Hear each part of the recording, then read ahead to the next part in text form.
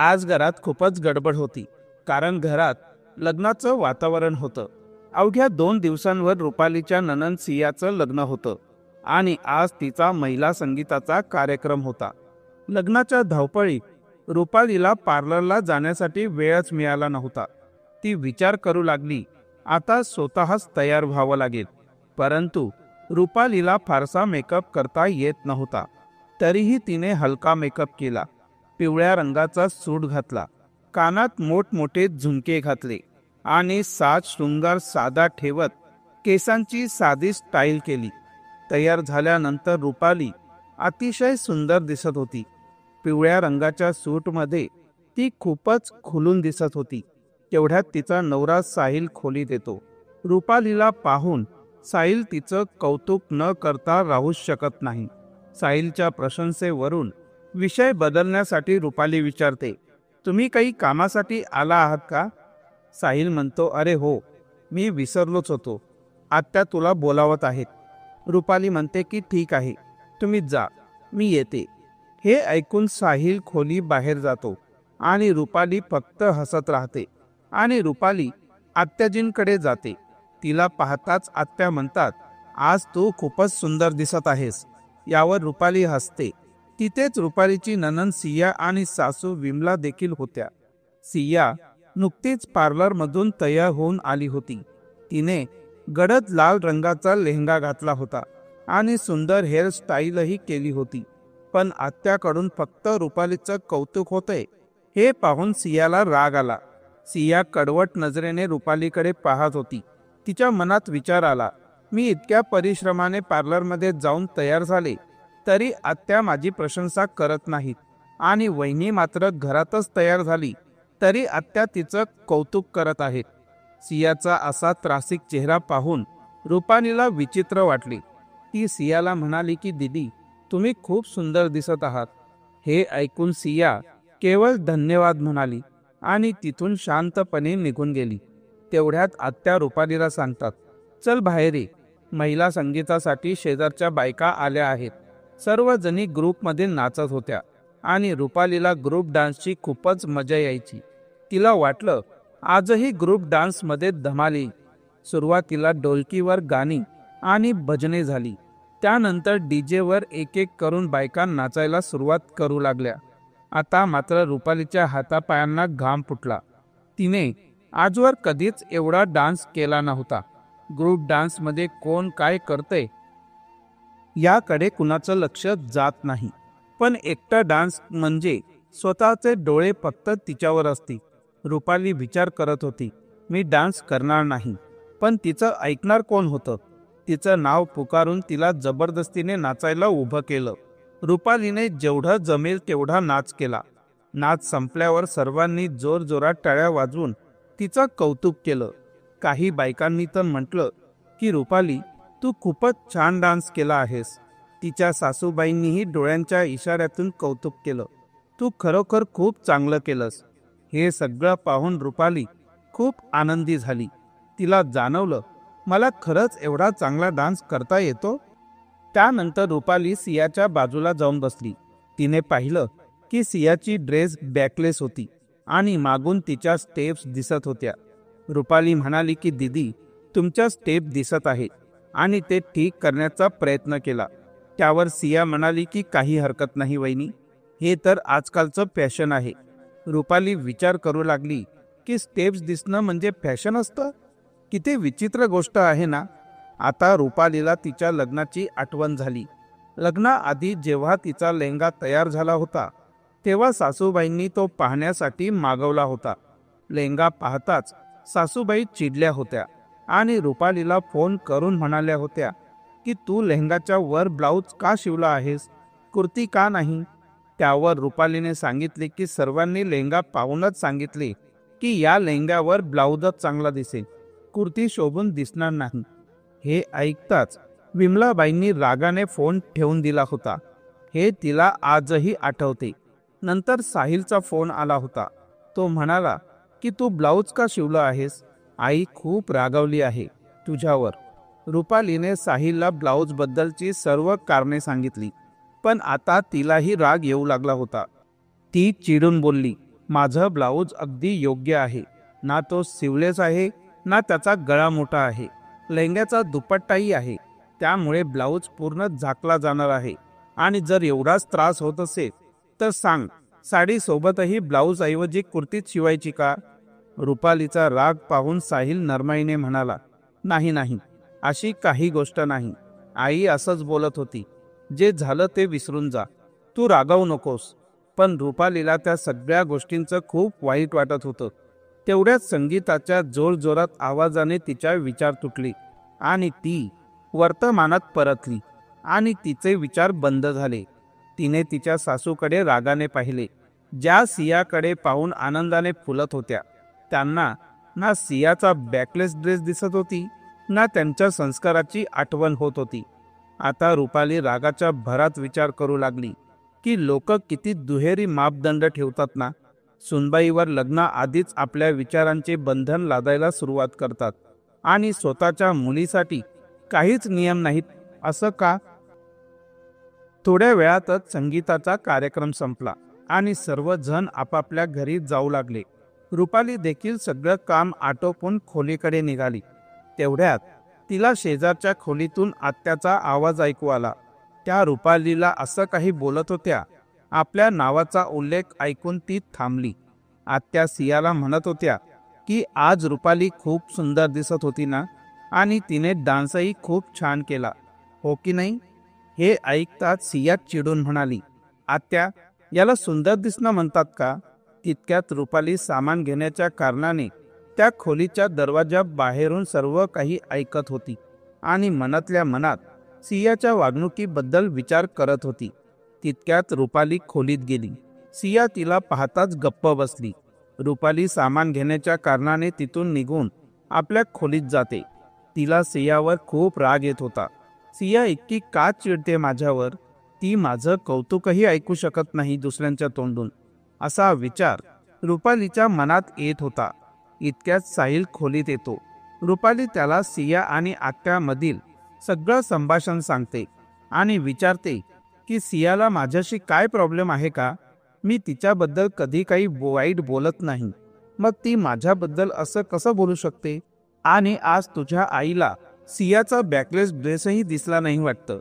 लग्नाआधी माझ्या ब्लाऊजवरून केवढा मोठा गोंधळ केला होता त्यांनी. आणि तुला माहितीये का, सियानेही लेंग्याच्या वर ब्लाऊजच शिवलाय. हे ऐकून साहिल म्हणतो, अरे सोडून दे ना रुपाली, सियाला तुझा हेवा वाटत असेल, तिचं लग्न आहे, पण सगळं तुझंच कौतुक करत आहे. रुपाली रागाने म्हणते, मग यात माझी काय चूक आहे? साहिल प्रेमाने हसत म्हणतो, यात तुझी काही चूक नाहीये. तू तर माझी सुंदर गोड बायको आहेस. मी आधीच तुला सांगितले, या लोकांच्या बोलण्याकडे लक्ष देऊ नकोस. एका कानाने ऐक आणि दुसऱ्या कानाने बाहेर टाकून दे. साहिलचं हे बोलणं ऐकून रुपालीला हसू येतं, पण तिच्या मनात विचार चालूच असतात. लोक सून आणि मुलगी यांच्यात भेदभाव का करत असतील? सून पण तर कोणाची तरी मुलगीच असते ना, नाही का? लोकांची छोटी विचारसरणी दुसऱ्यांचं आयुष्य कठीण का करते? छोट्या छोट्या गोष्टींवर टोमणे मारून टोचून का त्रास देत असतील? पण रुपालीने ठरवलं की या सगळ्या गोष्टी मनावर घेणं योग्य नाही. तिने या विचारांना मनातून काढून टाकलं आणि साहिलला तिच्या पहिल्या एकट्या डान्सच्या अनुभवाबद्दल सांगायला सुरुवात केली. हळूहळू 2 दिवस निघून गेले. शेवटी लग्नाचा दिवस उजाडला. लग्नासाठी एका सुंदर वेडिंग हॉलमध्ये तयारी करण्यात आली होती. आज रुपालीही पार्लरमध्ये जाऊन तयार झाली होती. तिने हलक्या निळ्या रंगाचा लेहंगा परिधान केला होता आणि ती खूपच सुंदरही दिसत होती. हलक्या निळ्या रंगाच्या लेहंग्यावर गुलाबी रंगाचा दुपट्टा अतिशय शोभून दिसत होता. आज रुपाली खरंच एखाद्या अभिनेत्रीसारखी दिसत होती. जेव्हा साहिल तिला पार्लरमधून न्यायला गेला तेव्हा क्षणभरासाठी तोही तिला पाहतच राहिला. माझी बायको इतकी सुंदर आहे, याकडे मी कधी लक्षच दिलं नव्हतं, असा विचार त्याच्या मनात आला. गाडीतून वेडिंग हॉलमध्ये जाताना साहिल तिला म्हणाला, आज तू खूप सुंदर दिसतेस. रुपाली म्हणाली, खरंच की माझं मन ठेवायला असं म्हणतोयस? साहिल म्हणतो की मी खरंच म्हणतोय, तू खूप छान दिसतेस. माहिती आहे, पार्लरमध्ये जेव्हा बाकीच्या बायका तयार होत होत्या तेव्हाही त्या तुझंच कौतुक करत होत्या. हे ऐकल्यावर रुपालीने लाजतच म्हटली, बस झालं आता कौतुक. साहिल गाडी चालवत होता, पण अधूनमधून रुपालीकडे पाहत होता. हे पाहून रुपालीला आणखीनच लाज वाटत होती. वेडिंग हॉलमध्ये पोहोचल्यावर बरेच नातेवाईक जमले होते. साहिलच्या ऑफिसमध्ये सहकारी सुद्धा त्यांच्या कुटुंबासोबत तिथे आले होते. साहिल सगळ्यांना रुपालीची ओळख करून देत होता. सर्वजण रुपालीशी भेटून खूप आनंदी झाले. रुपालीलाही सगळ्यांशी भेटायला खूप छान वाटत होतं.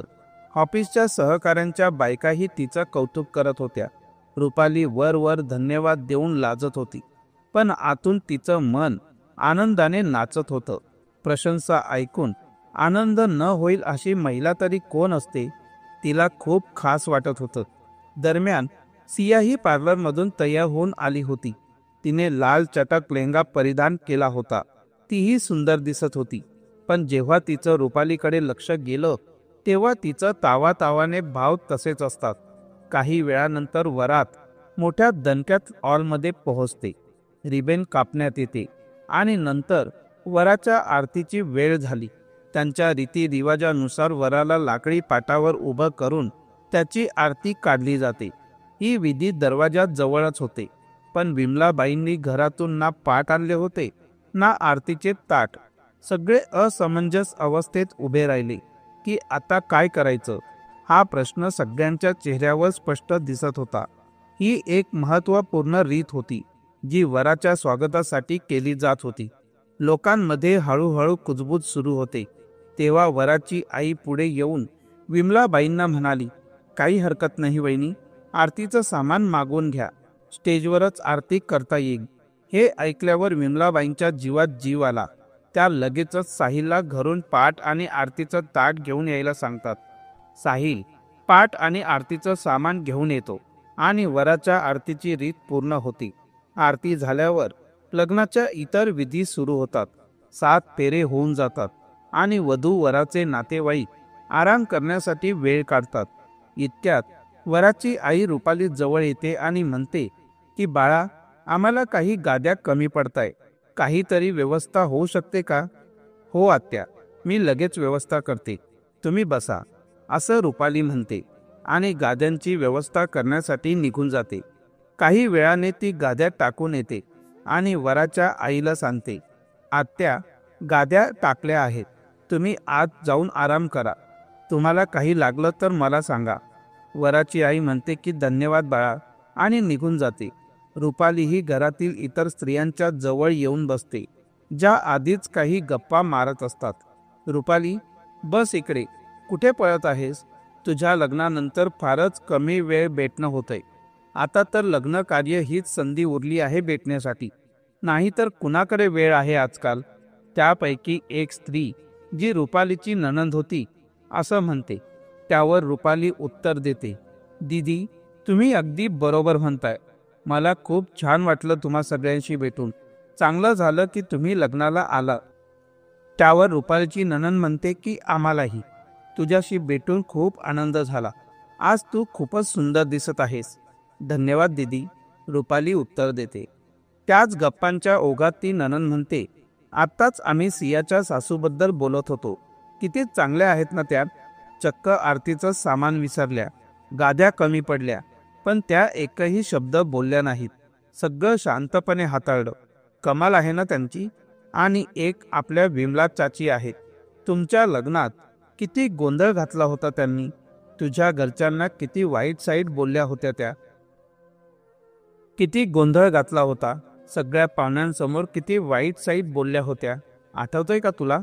रुपाली त्यांच्या बोलण्यावर लक्ष देत असते. आता तिच्या मनात तिच्या लग्नाच्या वेळच्या घडलेल्या आठवणी जाग्या होतात.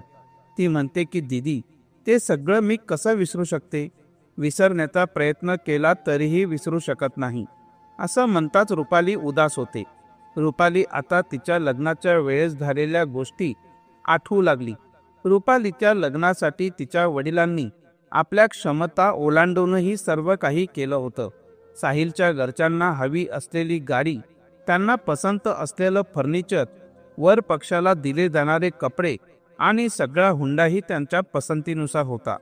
तरीही रुपालीची सासू म्हणते, विमलाबाई आणि त्यांच्या नवरा रमाकांत यांच्यासारखा फोन येत असायचा की लग्नात काहीही कमी राहता कामा नये. रुपालीचे वडील आपल्या मुलीच्या लग्नात काहीही कमी पडू नये म्हणून जीव तोडून तयारी करत होते. पण मुलाकडच्या वारंवार सूचना आणि अपेक्षांमुळे ते तणावाखाली राहू लागले होते.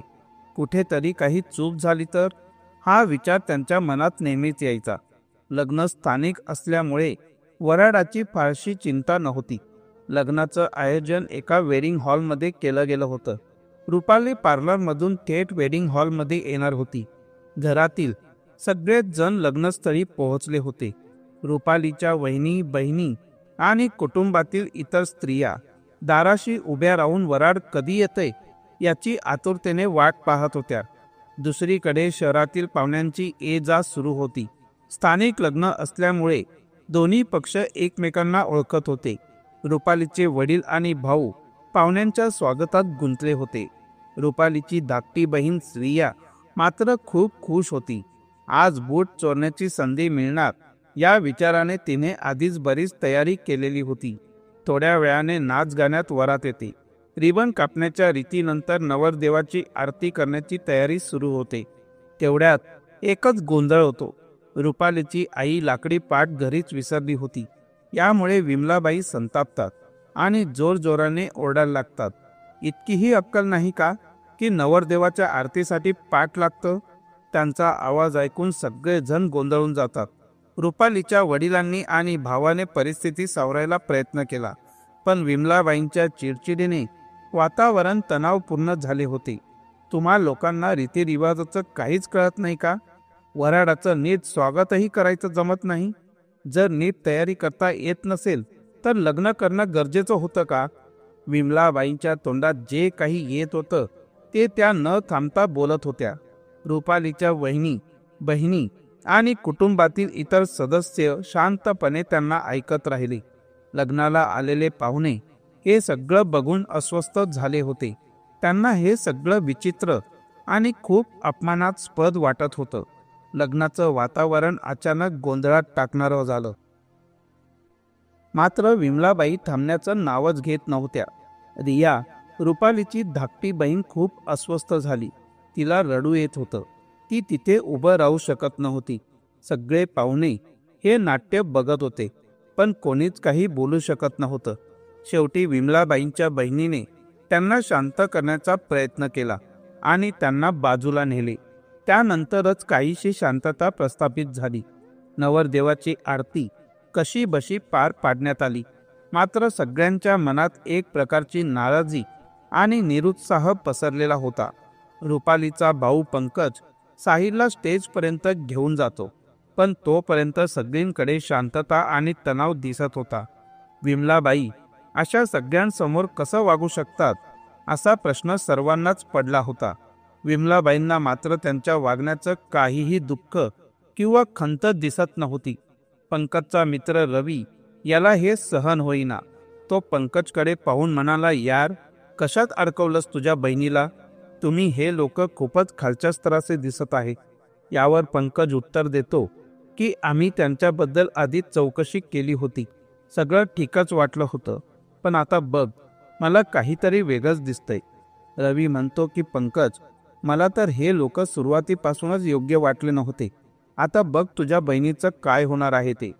पंकज या सर्व गोष्टींमुळे विचारात पडतो. जी स्त्री इतक्या लोकांमध्ये असं वागू शकते ती घरी कशी असेल? रुपालीचं कसं होणार हा विचार त्याला बेचैन करत होता. तेवढ्याच रुपाली वेडिंग हॉलमध्ये पोहोचते. लग्नाच्या सर्व रीतिरिवाज सुरू होतात, पण रुपालीला असं वाटत होतं की काहीतरी कमी आहे.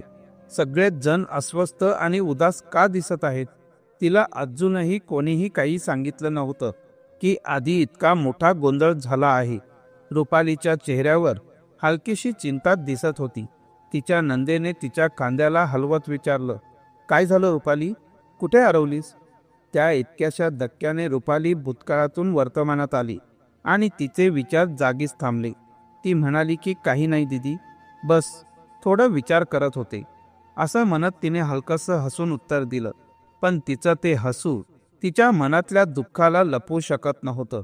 इतक्यात एक महिला जी रुपालीच्या नात्यातली होती ती तिला विचारते की रुपाली, तुझे आई वडील कुठे आहेत? लग्नाला आले का नाही? रुपालीने खोल श्वास घेतला आणि शांतपणे उत्तर दिलं, आले होते, पण थोडं काम असल्याने ते आधीच परत गेले. तिचं उत्तर ऐकून त्या महिला काही न बोलता निघून गेल्या. पण रुपालीच्या मनातले विचार तिला स्वस्थ बसू देत नव्हते. तिला ती संपूर्ण लग्नाची घटना आठवत होती, जिथे तिच्या कुटुंबावर झालेला अपमान आणि सासरच्या लोकांनी केलेली वागणूक सतत तिच्या मनाला बोचत होती.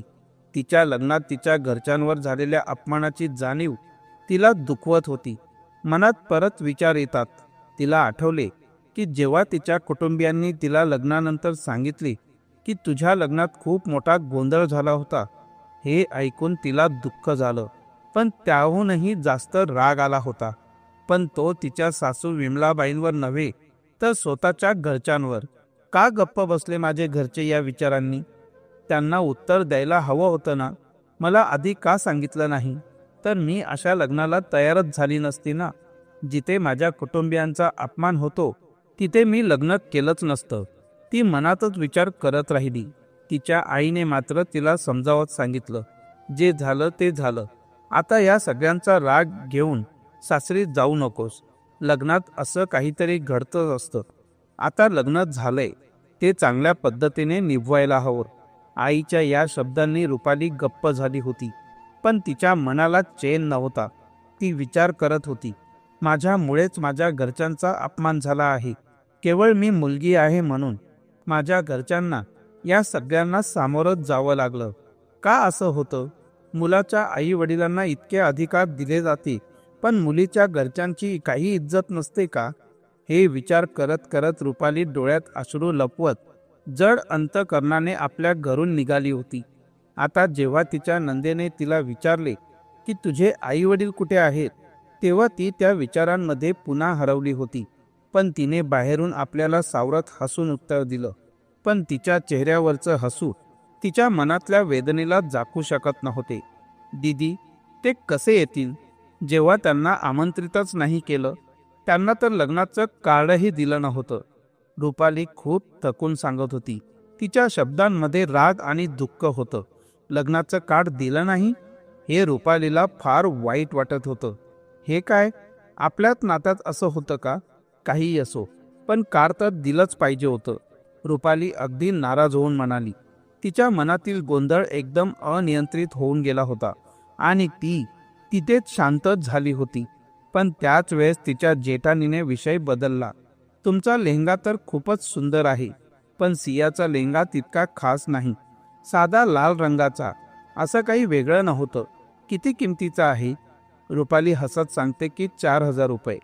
जेठानी पुढे म्हणते की तुमचा लेहंगा खूप सुंदर आहे. तो चांदणी चौकातून घेतला आहे का? रुपाली उत्तर देते की हो, तो माझ्या एका मैत्रिणीने मला दिला आहे. ती एक फॅशन डिझायनर आहे ना. विदाईचा वेळ जवळ आला. सियाची विदाई झाली होती आणि त्यानंतर साहिल आणि रुपाली गुडगावला जात होते. गाडीत साहिल तिला विचारतो की आज काय झालंय? तू काही बोलत नाहीस? मी वाट बघत होतो की काहीतरी बॉम्ब फुटणार माझ्यावर. रुपाली हसत पण रागाने म्हणते, माझ्याकडे हसण्याचे कारण नाही. पुढे साहिल म्हणतो की मला माहीत आहे की बऱ्याच गोष्टी चुकीच्या झाल्या आहेत आणि त्यात काही प्रमाणात मीही जबाबदार आहे. जर मी तेव्हा तुझ्यासोबत लग्न केल्यानंतर त्यांना थांबवलं असतं, जेव्हा त्यांनी तुझ्याशी पहिल्यांदा चुकीचे वागले होते तेव्हा, तर आज ते इतके वाईट वागू शकले असते का? रुपालीच्या चेहऱ्यावर थोडासा गोंधळ आणि दुःख होतं. ती विचार करत होती की कधीपासून सुरू झालेलं हे सगळं आणि आज काहीही बदल झाला नाहीये. साहिलला आपल्या वागणुकीबद्दल खूप पश्चाताप होत होता. त्याला समजत नव्हते की माझ्या आई वडिलांनी ज्या गोष्टींसाठी माझ्या लग्नात एवढा गोंधळ घातला होता आणि रुपालीच्या आई वडिलांसोबत किती वाईट वागले होते आणि आज तशीच परिस्थिती त्यांच्यावर आली होती. पण नवरदेवाच्या आईने किती चांगल्या प्रकारे त्या गोष्टीला हाताळले. रुपाली म्हणते की हो, बघ ना, त्या गोष्टी सियाच्या लग्नात त्याने आणखी जास्त चुकांमध्ये परावर्तित केल्या. आज त्यांना जाणवलं असेल की त्यांनी माझ्या कुटुंबियांशी किती वाईट वागणूक केली होती. देवाने त्याला अशाच परिस्थितीत टाकलं. त्यांनी त्यातून काही शिकलं असेल ना? मला नाही वाटत. त्यांना काही फरक पडणार नाही. रुपाली खूप चिडली होती. त्याहीपेक्षा वाईट म्हणजे त्यांनी माझ्या कुटुंबियांना लग्नासाठी निमंत्रणही दिलं नाही. या घरात माझा इतकाही आदर नाही का? लग्नात मी लोकांच्या प्रश्नांना उत्तर देऊन थकून गेले होते. ती पुढे म्हणते की माझ्या वडिलांचा तरी काय दोष होता? फक्त एवढंच ना की त्यांनी इतक्या वर्षांमध्ये पहिल्यांदाच आपल्या मुलीच्या बाजूने उभं राहण्याचा निर्णय घेतला आणि चुकीच्या गोष्टी ऐकण्यास नकार दिला. याचाच बदला त्यांनी संपूर्ण समाजासमोर घेतला. त्यांना एवढाही विचार आला नाही की माझा भाऊ दरवर्षी दिवाळीला त्यांच्या घरी येतो, तरीही ते त्यांच्याशी नीट बोलत नाहीत. मी देखील माझ्या भावाला म्हणत असते की तू इथे येऊ नकोस, पण तो म्हणायचा की रीत निभावण्यासाठी हे सगळं करावं लागतं ताई. या सर्व विचारांनी रुपाली संतापाने अक्षरशः आग बंबाळ झाली होती. बोलता बोलता तिच्या डोळ्यातून अश्रू वाहू लागले. ती म्हणाली, तुझी आई, तुझे वडील नेहमी माझ्या कुटुंबियांचा अपमान करतात. आपल्या लग्नातही त्यांनी हेच केलं होतं आणि आता सियाच्या लग्नातही तेच केलं. आपल्या लग्नापासून त्यांच्या माझ्याबद्दलची वागणूक अशीच आहे. पण आता पुरे झालं. मी खूप सहन केलं, पण आता मी आणखी तडजोड करायला तयार नाही. रुपालीने दृढ निश्चयाने आपले अश्रू पुसले. त्यावर साहिल म्हणाला की तुझ्या प्रत्येक निर्णयात मी तुझ्या सोबत आहे. आता मी तुझ्यावर कोणत्याही प्रकारचा दबाव आणणार नाही. साहिलने रुपालीला वचन दिले. दुसऱ्या दिवशी साहिल ऑफिसला गेला. रुपाली घरी काम करत होती, पण तिचा राग अजूनही शांत झाला नव्हता. ती विचार करत होती की जर ती रुपालीच्या लग्नाला गेलीच नसती तर काय झालं असतं. तिच्या सासरच्या लोकांची तोंड बंद करणे कठीण झाले होते, पण ती स्वतःहून लोकांना काही बोलण्याचं कारण द्यायचं टाळत होती. तिच्या सासरच्या लोकांना तिच्या कशाचंही कौतुक नाही. याच विचारात ती हरवून गेली होती. विचार करता करता कधी संध्याकाळ झाली तिला समजलंच नाही. तेवढ्यात साहिलही घरी आला. रुपाली अजूनही साहिलवर नाराज होती. रुपालीचा राग पाहून साहिल म्हणाला, रुपाली, जे झालं ते मी सुधारू शकत नाही, पण वचन देतो असं पुन्हा कधीच होऊ देणार नाही. रुपाली म्हणाली की तुम्ही नेहमीच असं म्हणता की असं पुन्हा होणार नाही, पण मला तुमच्याशी काहीही बोलायचं नाहीये. साहिल म्हणाला की बरं, मी तुला अशी गोष्ट सांगतो की ऐकून तू आनंदी होशील. रुपालीचा राग शांत करण्यासाठी साहिल तिला चिडवत म्हणाला, ऐक ना रुपाली. ती म्हणाली की मला तुमचं काहीही ऐकायचं नाही. असं म्हणत तिने साहिलकडे पाठ फिरवली. साहिल हसतच म्हणाला, काही हरकत नाही, आपण भिंतीशी बोलूया आज. तर ऐका भिंतींनो, माझा बॉस आणि त्यांची बायको लग्नाला आले होते. त्यांच्या बायकोने तुला पाहिले आणि गंमत अशी की ते तुलाच वधू समजले होते. मग माझ्या बॉसने त्यांना सांगितले की अगं ही वधू नाही, ही तर साहिलची बायको आहे. आज बॉसने मला ही गंमत सांगितली. साहिलचं बोलणं ऐकून रुपाली हळूच हसत होती. तिच्या चेहऱ्यावरचं हसू पाहून साहिल म्हणाला, भिंतींनो, आज सिद्ध झालं की बायको कितीही नाराज असली तरी तिच्या सौंदर्याची प्रशंसा झाली की ती हमखास आनंदी होते. हे ऐकताच रुपाली म्हणाली की आता दाखवते तुम्हाला, आणि साहिलकडे उशी फेकली. साहिल हसतच पळून जाऊ लागला. आज रुपाली आणि साहिलचं लग्न होऊन 1 वर्ष पूर्ण झाले होते. रुपालीच्या आयुष्यात आनंदाची बातमी आली होती. ती 3 महिन्यांची गर्भवती होती. रुपाली आणि साहिल खूप आनंदी होते, पण डॉक्टरांनी रुपालीला विश्रांतीचा सल्ला दिला होता. तरी सुद्धा रुपाली घरकाम करतच होती. तिची तब्येत थोडीशी खालावलेली होती, पण ती आपल्या जबाबदाऱ्या पार पाडत होती. सियाच्या सासूला रुपालीच्या तब्येतीबद्दल कळलं तेव्हा त्यांनी रुपालीची विचारपूस करण्यासाठी तिला फोन केला.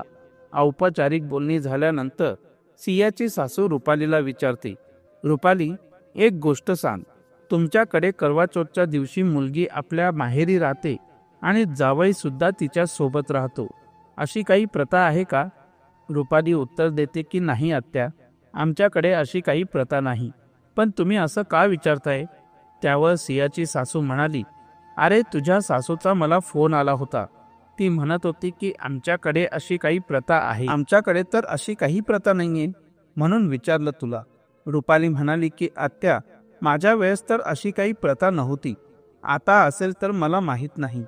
सियाच्या सासूला हसू येत म्हणाल्या, ठीक आहे रुपाली, तू तुझी काळजी घे.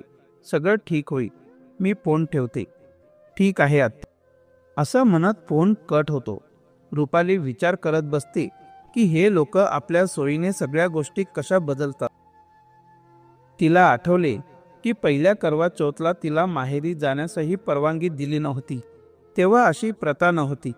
पण आता जावयाला ठेवण्यासाठी हा एक चांगले कारण तयार केलं आहे. स्वतःच्या मुलाला माझ्या घरी 10 मिनिटं सुद्धा थांबू देत नाहीत. आणि आता हे सांगतात की विचार करता करता रुपालीला आपल्या पहिल्या करवा चौथच्या आठवणी येऊ लागल्या. लग्न होऊन काही महिने झाले होते तेव्हा साहिल रुपालीला सोबत गुडगावला घेऊन गेला होता. तिची पहिली करवा चौथ जवळ आली होती. रुपालीची सासू खूप आनंदी होती. तिने सांगितलं होतं की पहिली करवा चौथ आहे म्हणून तुझी पूजा व्यवस्थित होईल, यासाठी मी तुला सगळ्या विधी शिकवेन, जेणेकरून पुढे तू स्वतः चांगल्या पद्धतीने सगळं करू शकशील. पण सासूने लग्नात दाखवलेल्या वागणुकीमुळे रुपाली तिच्या जवळ जायला तयार नव्हती. तिने साईला सांगितले की मी करवा चौथ मी माझ्या माहेरी साजरी करू इच्छिते. तिचा विचार होता की तिची आई तिला व्यवस्थित पूजा करण्याची सगळी विधी शिकवेल आणि तिला माहेरी जाऊनही बरेच दिवसांचा काळ झाला होता. तिला तिच्या आई वडिलांना भेटण्याची खूप इच्छा होती. साहिल म्हणाला की ठीक आहे, मी आई वडिलांशी बोलून तुला सांगतो. हे ऐकून रुपाली आनंदित झाली. तिला माहेरी जाण्याची खूप इच्छा होती. संध्याकाळी साहिलने आपल्या घरी फोन केला आणि रुपालीला करवा चौथसाठी माहेरी पाठवता येईल का असं विचारलं. साहिलची गोष्ट ऐकताच त्याचे आई वडील भडकले आणि साहिलवर रागावू लागले. त्यांनी साहिलला फोन रुपालीला द्यायला सांगितला. साहिलने रुपालीकडे फोन दिला. रुपालीने घाबरत घाबरत फोन घेतला. तिला नेहमीच सासरहून येणाऱ्या फोनची भीती वाटायची. त्या लोकांचा फोन आला की नेहमी तिला एखाद्या गोष्टीवरून टोमणे मारले जात असायचे. साहिलच्या घरून फोन आला की रुपालीच्या मनाचा ठोका चुकायचा. तिला नेहमी वाटायचं आज कोणत्या गोष्टींसाठी ऐकावं लागेल. त्या लोकांच्या भीतीचा विचार रुपालीच्या मनात खोल रुतला होता. तिने घाबरून फोन घेतला. तिकडून साहिलचे वडील रमाकांतजी बोलायला लागले. रुपालीने नमस्ते केलं. रमाकांतजी म्हणाले की रुपाली, साहिल सांगतोय की तुला करवा चौथला माहेरी जायचे. कुठेही जाण्याची गरज नाहीये. तुझ्या वडिलांनी असं काय मोठं केलं होतं लग्नात, आता करवा चौथला काय देतील. अशी लग्न असतात का जशी त्यांनी केली आहे. आम्ही दाखवू की लग्न कसं असतं. जेव्हा आमच्या मुलगीचं लग्न करू. लग्न म्हणजे लग्न. त्यांनी तर गाडीचे पैसे सुद्धा पूर्ण दिले नाहीत. रुपाली म्हणाली, पण माझ्या वडिलांनी तर पूर्ण पैसे दिले होते. कुठले पूर्ण पैसे. तुझ्या वडिलांनी 1,00,000 रुपये कमी दिले आहेत. कुठेच जाण्याची गरज नाही, समजलंस का. असं म्हणत रमाकांतजींनी फोन कट केला. रुपाली फोन हातात धरून तशीच पाहत राहिली. डोळ्यात आलेल्या अश्रूंमुळे तिला फोन सुद्धा धुसर दिसू लागला. रुपालीच्या अशा अवस्थेत साहिलला तिची चिंता वाटू लागते. तो विचारतो की रुपाली, काय झालंय, तू अशी का बसली आहेस. माझे बाबा काही म्हणाले का. रुपाली साहिलच्या प्रश्नाला काहीही उत्तर देत नाही. काही वेळ विचार करत ती आपल्या घरी फोन करते. फोन तिची आई उचलते. रुपालीचा फोन आल्याचं कळल्यावर तिची आई खूप आनंदित होते आणि विचारते की बाळा, साहिलने आपल्या घरी विचारलं का, आम्ही तुला न्यायला कधी येऊ. रुपाली म्हणते की आई, मी येत नाहीये. त्यांनी नकार दिला आहे. पण का नकार दिला, तिची आई विचारते. रुपाली त्यावर काहीही उत्तर देत नाही आणि विचारते की आई, बाबा कुठे आहे. मला त्यांच्याशी बोलायचं आहे. तुझे बाबा इथेच आहे. काय झालं आहे. तिच्या आईला काळजी वाटू लागते. आई प्लीज आधी बाबांना फोन दे ना, रुपाली म्हणते. तिची आई शेवटी फोन रुपालीच्या बाबांना देते. रुपालीचे बाबा फोन घेतात आणि विचारतात की रुपाली, काय झालं आहे बाळा. बाबा, तुम्ही मला हे सांगा, तुम्ही गाडीसाठी किती पैसे दिले होते. रुपालीचे बाबा सांगतात की बाळा, त्यांनी जितके पैसे मागितले होते ते पूर्ण 5,00,000 दिले होते. रुपाली म्हणते की पण बाबा, त्यांचे बाबा म्हणत आहेत की तुम्ही 1,00,000 रुपये कमी दिले आहेत. पुढे रुपालीचे बाबा म्हणतात की नाही बाळा, आम्ही सगळी रक्कम दिली आहे. तुला खोटं वाटत असेल तर तुझे काका सुद्धा माझ्यासोबत होते, त्यांना विचार. लग्न लावणाऱ्यांच्या समोरच सगळे पैसे मोजून दिले होते. रुपाली म्हणते, मग ते असं का म्हणत आहेत? रुपालीचे बाबा म्हणतात की सोड ना बाळा, हे सगळं लग्नात चालतच असतं. या गोष्टींना एवढं गांभीर्याने घेऊ नकोस. रुपाली म्हणते की नाही बाबा, ही छोटी गोष्ट नाहीये. जर तुम्ही सगळी रक्कम दिली आहे तर ते मान्य करायला का नकार देत आहेत? तुम्ही त्यांच्या घरी जाऊन ही गोष्ट स्पष्ट करा, रुपाली ठामपणे म्हणते. रुपालीचे बाबा म्हणतात की सोडून दे रुपाली, नातेसंबंधात असे वाद होतच असतात. तसंही आम्ही मुलीचे आई वडील आहोत. रुपाली म्हणते की बाबा प्लीज, जर तुम्ही ही गोष्ट त्यांच्याकडे जाऊन स्पष्ट केली नाहीत तर मी कधीही या गाडीत बसणार नाही. नाही म्हणजे नाही. रुपालीचे बाबा म्हणतात की रुपाली, ही गाडी तर आम्ही तुझ्यासाठीच दिली आहे. तूच यात नाही बसलीस तर आमच्या परिश्रमाचा काय उपयोग? रुपाली, ठीक आहे बाळा, आम्ही उद्याच जातो. मी उद्याच तुझ्या काकांना घेऊन तुझ्या सासरी जाईल. आता तर खुश आहेस ना? रुपाली म्हणते की हो बाबा, ठीक आहे. आता मी फोन ठेवते. उद्या बोलते तुमच्याशी. आणि फोन ठेवला. साहिल तिच्या शेजारीच बसून शांतपणे तिचं बोलणं ऐकत होता. त्याला काहीच समजत नव्हते की नक्की काय चाललं आहे. फोन कट झाल्यानंतर साहिलने रुपालीला विचारलं की तू एवढी दुःखी का आहेस? रुपालीने त्याला सगळी गोष्ट सांगितली. सगळं ऐकल्यावर साहिलला खूप वाईट वाटलं. तो म्हणाला की रुपाली, मला माफ कर. माझ्यामुळेच तुला नेहमी हे सगळं सहन करावं लागत आहे. मी जितका विचार करतो की सगळे मिळून आनंदाने राहतील, तितकेच माझे आई वडील अशा गोष्टी करतात की मला स्वतःलाच अपराधी वाटू लागतं. कळत नाही हे सगळं कधी सुधारतील. रुपाली डोळ्यातून अश्रू पुसत म्हणाली, हे सगळं तेव्हाच सुधारे जेव्हा ते इतरांनाही आपल्या बरोबरीचं मानायला शिकतील. त्यांच्या मते सून म्हणजे ती जी चुपचाप त्यांचं प्रत्येक बरोबर किंवा चूक बोलणं मान्य करणारी असते. जर तिने स्वतःची एखादी गोष्ट सांगितली तर ते त्याला उलट उत्तर देणं म्हणतात. आणि सुनेच्या घरच्यांना तर काही किंमतच नसते, फक्त ते मुलीचे आई वडील आहेत म्हणून. साहिल म्हणाला की रुपाली, स्वतःला सावर. हे काय बोलत आहेस तू? तुला माहेरी जायचंय का? तर मी तुला सोडतो. रुपाली रडतच म्हणाली, मला कुठेही जायचं नाही. कधी कधी वाटतं की मरून जावं, सगळं संपून जाईल. सगळ्या समस्या कायमच्या संपतील. माझ्या कुटुंबाचा अपमान होणं बंद होईल. पण मी शांततेने मरू शकते का? तेव्हा सगळं ठीक होईल का? मी जीव दिल्यावरच सगळे म्हणतील की लग्नानंतर मुलीने आत्महत्या केली. नक्कीच तिचं कुणासोबत अफेअर असेल. मुलीतच काहीतरी कमतरता असेल. तेव्हा सुद्धा माझ्याच कुटुंबियांना सगळं ऐकावं लागेल. आणि मग माझ्या कुटुंबांचा विचार येतो. त्यांनी माझ्या प्रत्येक लहान सहान इच्छेला मान दिला, मला खूप प्रेम दिलं, आणि मी त्यांना इतकं मोठं दुःख देऊ का? ते हे सगळं डिझर्व करत नाही. साईने तिचे अश्रू पुसत तिला विचारले, आणि मी? तुला माझा विचार येत नाही का? रुपाली रागानेच म्हणाली, तुझं काय आहे? तू मजेत राहशील. तुझ्या आई वडिलांच्या पसंतीनं दुसरं लग्न करशील. साईन म्हणाला, मला काही दुसरं लग्न नाही करायचं. मी या लग्नातच खूप खुश आहे. मी तुला तो फोन द्यायलाच नको होता. मला काय माहीत होतं की माझे बाबा असं काही बोलतील. इतक्यात साहिल खोलीच्या बाहेर गेला, आपल्या वडिलांशी फोनवर बोलण्यासाठी. रुपाली जड पावलांनी आपल्या पलंगावर जाऊन पडली. ती रडत रडत कधी झोपून गेली तिचं तिलाही कळलं नाही. साहिल परत खोलीत आला तेव्हा रुपाली झोपलेली होती. तो तिच्याकडे पाहत तिच्या अंगावर चादर नीट करतो. झोपलेल्या रुपालीकडे पाहून त्याला तिच्या तुटलेल्या स्वप्नांची आठवण येते. ती किती उत्सुकतेने होती आपल्या माहेरीत जाण्यासाठी, पण एका फोनने तिच्या सगळ्या आनंदावर पाणी फिरवले. रुपालीच्या डोक्याजवळ बसून साहिल तिच्या केसातून हात फिरवत म्हणाला, मला माफ कर रुपाली, हे सगळं माझ्यामुळेच झालं. ते तुला काहीही बोलतात कारण मी त्यांना कधीच थांबवलंच नाही. मला वाटलं ते माझे आई वडील आहेत, त्यांचं ऐकणं माझं कर्तव्य आहे. पण आता पुरे झालं.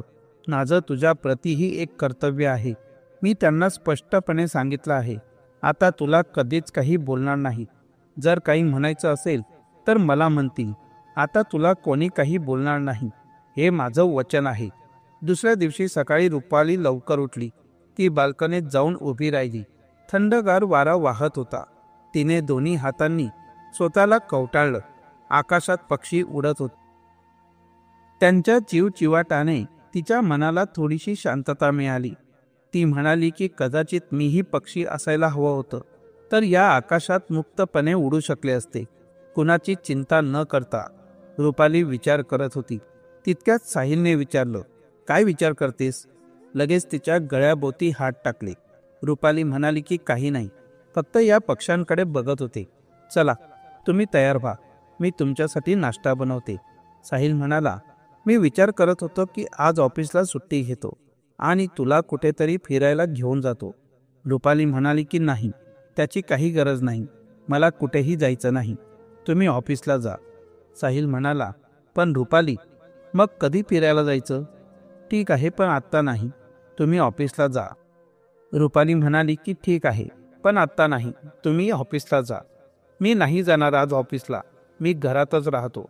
तू उदास दिसत आहेस. साहिल म्हणाला, नाही, मी ठीक आहे, तुम्ही काळजी करू नका. साहिल म्हणाला, पण मला तसं वाटत नाहीये. तुला माहिती आहे ना, तुला थोडा वेळ लागतो, पण नंतर तू ठीक होतेस. कालच्या गोष्टींसंदर्भात बोलायचं असं तर नंतर बोलूया. हो ठीक आहे, रुपालीने हलक्या आवाजात उत्तर दिलं. साहिल तयार होऊन नाश्ता करून ऑफिसला निघून गेला. रुपाली वारंवार घड्याळांकडे पाहत होती. आज तिचा वेळ काही केल्यास जात नव्हता. तिला असं वाटत होतं की घड्याळाचा काटा खूप हळूहळू चालतोय. ती दोनदा आपल्या आईला फोन करून विचारपूसही केली. तिच्या आईने तिला सांगितलं की तिचे बाबा हरिप्रसाद काकांसोबत सासरी गेले आहेत. दुपारचे 2 वाजले होते तेव्हा फोन वाजला. रुपालीच्या आईचा फोन होता. रुपालीने घाईघाईने फोन उचलला आणि विचारलं की आई, सगळं स्पष्ट झालं का? हो ग, झालंय. तुझे बाबा घरी आल्याबरोबर त्यांनी सगळ्यात आधी तुला फोन करायला सांगितला. घे, तुझ्या बाबांसोबत बोल. हॅलो बाबा. हो बाळा, सगळं स्पष्ट झालंय. त्यांना कळलंय की आपण सगळे पैसे दिले आहे. हो बाळा, सगळं स्पष्ट झालं. आता मी मोकळा श्वास घेऊ शकते. कालपासून तर असं वाटत होतं की माझा श्वासच घुसमट. रुपालीचे बाबा म्हणतात की बाळा, तू असा त्रास करून घेऊ नकोस. आम्ही आहोत ना तुझ्या प्रत्येक समस्येचं निराकरण करण्यासाठी. रुपाली म्हणते की मला माहिती आहे बाबा, म्हणूनच मी जगते आहे. रुपाली हळूच आवाजात म्हणाली आणि काही क्षण शांत झाली. पण बाबा, तुम्ही त्यांना विश्वास कसा पटवला? रुपालीचे बाबा म्हणतात की हे सगळं हरिप्रसाद काकांची कमाल आहे. रुपालीने विचारलं की असं काय केलं हरिकाकांनी बाबा? रुपालीचे बाबा म्हणतात की बाळा, तुला माहिती आहे ना, तुझ्या सासरच्यांनी त्यांच्या सगळ्या मागण्या एका पेपरवर लिहून आम्हाला दिल्या होत्या आणि हरिप्रसाद काका लग्नाचे मध्यस्थी होते आणि आपले ओळखीचेही. म्हणून मी सगळं सामान आणि गाडीचे पैसे त्यांच्याद्वारेच तुझ्या सासरच्यांना दिले होते. त्यांनी सगळं सामान आणि पैसे दिल्यानंतरच तुझ्या सासरच्यांना त्यांच्या मागण्यांच्या यादीसह ती तुलना करून दाखवली होती आणि जेव्हा सगळं त्यांच्या अपेक्षेनुसार झालं होतं तेव्हा त्यांच्याकडून त्या पेपरवर सही घेतली की आमच्याकडून त्यांना इतकं सामान आणि पैसे मिळाले आहे आणि आज तोच पेपर उपयोगी पडला. रुपाली म्हणाली की वा बाबा, हरिप्रसाद काकांनी तर खरंच खूप मोठं काम केलं. हो बाळा, आज त्यांच्यामुळेच आपण हे सिद्ध करू शकलो. नाहीतर आमची मुलगी कधीही त्या गाडीत बसलीच नसती, जी तिच्या बाबांनी तिच्यासाठीच दिली होती. रुपाली म्हणाली की बाबा, तुम्ही खूप चांगलं केलं. बाळा, कोणी काहीही म्हणू देत, तू आमच्यासाठी अनमोल आहेस. आम्ही तुझं लग्न केलंय, तुला सोडलं नाहीये. जर आम्ही त्यांचं चुकीचं बोलणं सहन करत असतो तर ते फक्त तुझ्या आनंदासाठी, पण जर तूच आनंदी नसशील तर याचं काहीच महत्त्व नाही. रुपाली म्हणाली की बाबा, जर तुम्हाला मला आनंदी पाहायचं असेल तर तुम्ही मला वचन द्या की पुढच्या वेळेस तुम्ही त्यांच्या चुकीच्या गोष्टी सहन करणार नाही, काहीही झालं तरी. रुपालीचे बाबा म्हणतात की ठीक आहे बाळा, आमचं सुख तर फक्त तुझ्या आनंदातच आहे. आता लवकर फोन ठेव आणि काहीतरी खाऊन घे. सकाळपासून काही खाल्लेलं नसशील तू. रुपाली म्हणाली की तुम्हाला कसं कळलं? मी माझ्या मुलीला नाही ओळखणार तर कोण ओळखणार बाळा? बाबा, तुम्ही जगाचे सर्वात चांगले वडील आहात आणि तू सुद्धा जगातील सर्वात चांगली मुलगी आहेस. बाबांसोबत बोलून रुपालीला खूप हलकं वाटत होतं. तिचं मन शांत झालं होतं. रुपाली वर्तमानात परत आली. तिला तिच्या पहिल्या करवा चौथच्या आठवणी आठवल्या. तिला त्या दिवशी माहेरी जायचं होतं, पण त्याऐवजी तिला तिथे पैसे आणि ताणतणाव यांचं ऐकून सहन करावं लागत होतं.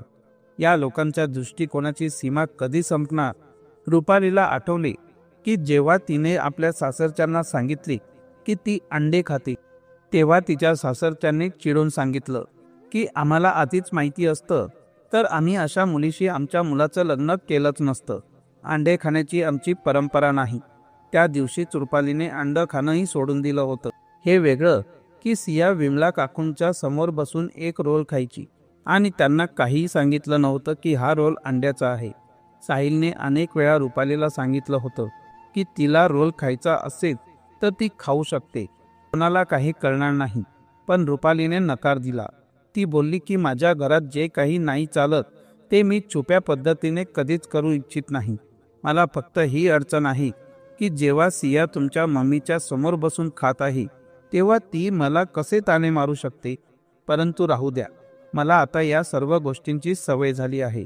रुपालीने ठरवले की आता तिला अशा गोष्टींवर अधिक लक्ष द्यायचं नाही, कारण त्या गोष्टींवर लक्ष दिलं तर फक्त तिलाच त्रास होतो आणि तिचा मूड खराब होतो.